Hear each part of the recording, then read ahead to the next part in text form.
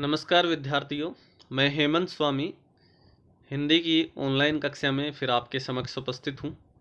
आज हमारा अध्ययन का विषय है कक्षा 9 की हिंदी पाठ्य पुस्तिका क्षितिज प्रथम का अध्याय ग्रामश्री, जिसके कवि हैं सुमित्रानंदन पंत। तो आज इसके प्रश्नों को हल करते हैं। तो इसके पूर्व के वीडियो में मैंने इसकी समस्त व्याख्या का अध्ययन करा दिया है, जिसका लिंक आपको इस वीडियो के डिस्क्रिप्शन में मिल जाएगा। आइए इसके एक एक प्रश्नोत्तर देखते हैं। कवि ने गांव को हरता जन मन क्यों कहा है? इसका उत्तर है, कवि ने गांव को हरता जन मन इसलिए कहा है क्योंकि उसकी शोभा अनुपम है। चारों तरफ हरियाली के कारण धरती प्रसन्न है। गांव का प्राकृतिक सौंदर्य सभी के मन को छू रहा है, स्पर्श करता है। अगला प्रश्न है, कविता में किस मौसम के सौंदर्य का वर्णन है? तो यहाँ कविता में वसंत ऋतु के सौंदर्य का वर्णन है, और इसी ऋतु में, वसंत ऋतु में ही पेड़ों से पत्ते गिरते हैं और उन पर नई कोपलें, पत्तियाँ, फल, फूल आने शुरू हो जाते हैं।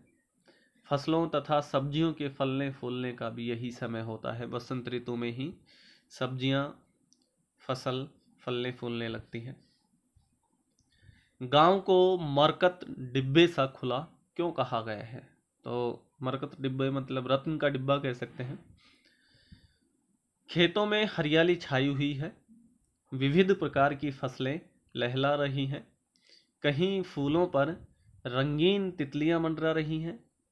चारों ओर फल और फूलों की सुगंध बिखरी पड़ी है।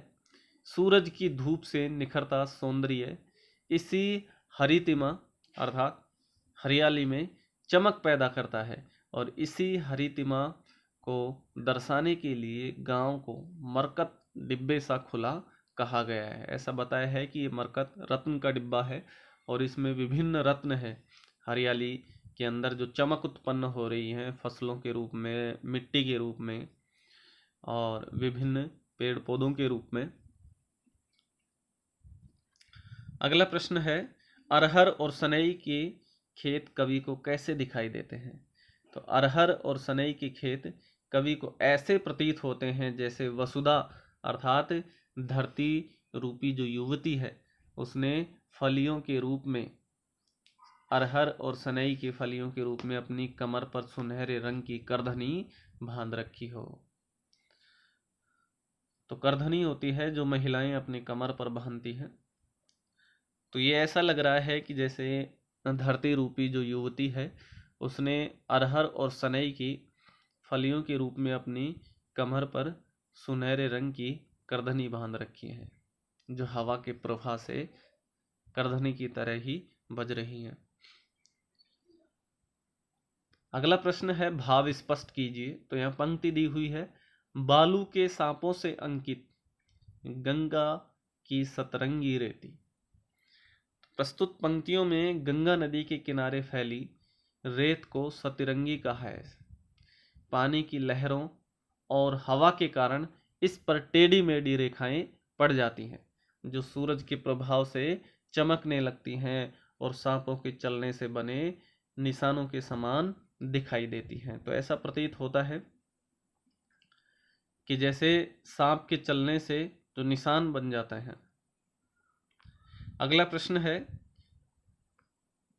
पंक्ति दी हुई है, इसका भी भाव स्पष्ट करना है।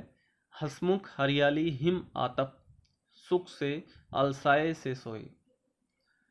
तो हिम का शाब्दिक अर्थ होता है बर्फ, लेकिन यहाँ जो अर्थ है हिम का शीत है और आतप धूप होता है। अलसाए अर्थात आलस्य से भरी हुई। तो हरियाली सूरज के प्रकाश में जगमगाती हुई हंसमुख से प्रतीत होती है, जैसे सूरज के प्रकाश में हरियाली हंस रही हो। सर्दी की धूप भी खिली खिली सी है, ऐसे में लगता है जैसे दोनों आलस्य से भरकर सोई हुई हो। अगला प्रश्न है, निम्न पंक्तियों में कौन सा अलंकार है? तिनकों के हरे हरे तन पर हिल हरित रुधिर रहा झलक। तो हरे हरे में पुनरुक्ति प्रकाश अलंकार है, जहाँ शब्द समान और अर्थ भी समान होते हैं, वहाँ पुनरुक्ति अलंकार होता है। तो हिल हरित में अनुप्रास है, और अनुप्रास के में भी छेकानुप्रास है। छेकानुप्रास वहाँ होता है जब वर्ण की समान वर्ण की एक बार आवृत्ति होती है, अर्थात केवल 2 ही बार आते हैं वो, इससे अधिक बार आए तो वृत्त्यानुप्रास हो जाता है।